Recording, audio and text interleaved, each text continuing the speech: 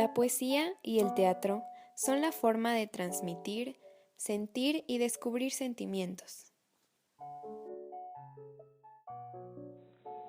Las características que se van a tomar en este proyecto será el surgimiento de la poesía, lo que busca expresar, los temas que se dan a conocer dentro de ella y dentro del teatro.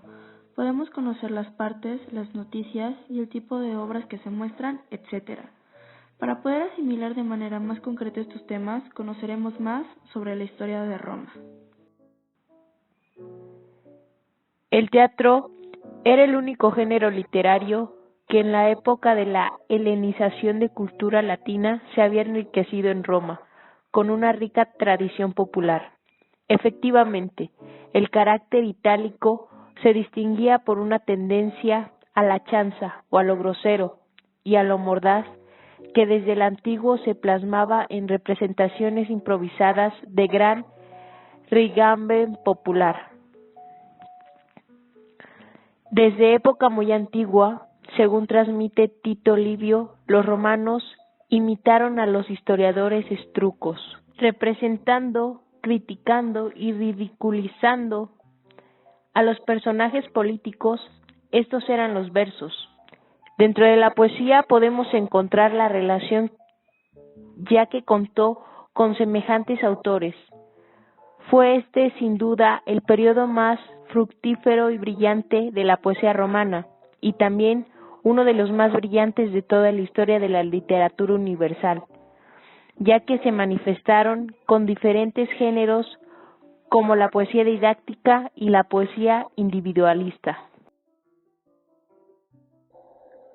Este trabajo se elabora ya que tiene gran importancia, en la que nos da a conocer la historia, también la cual nos sirve para conocer el pasado y comprender nuestro presente mediante la historia.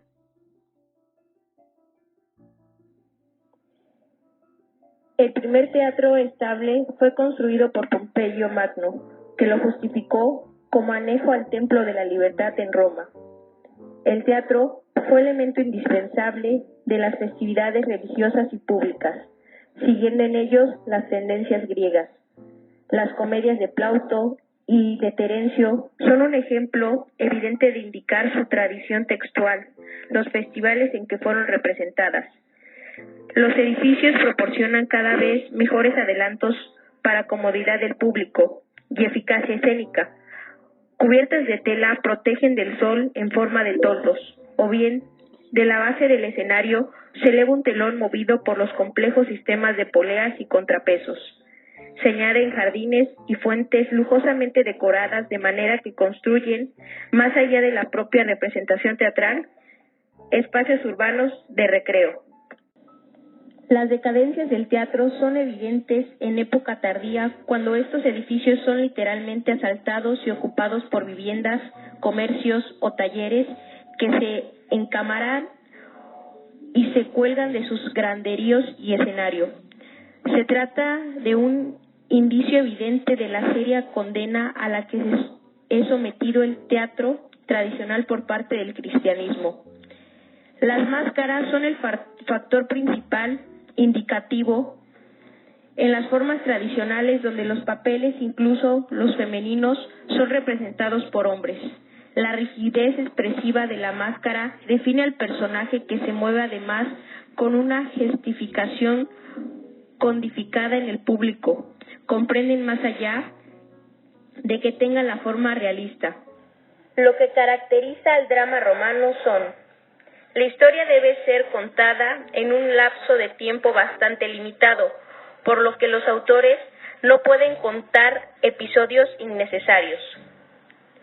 El hilo argumental debe captar la atención del público durante toda la representación.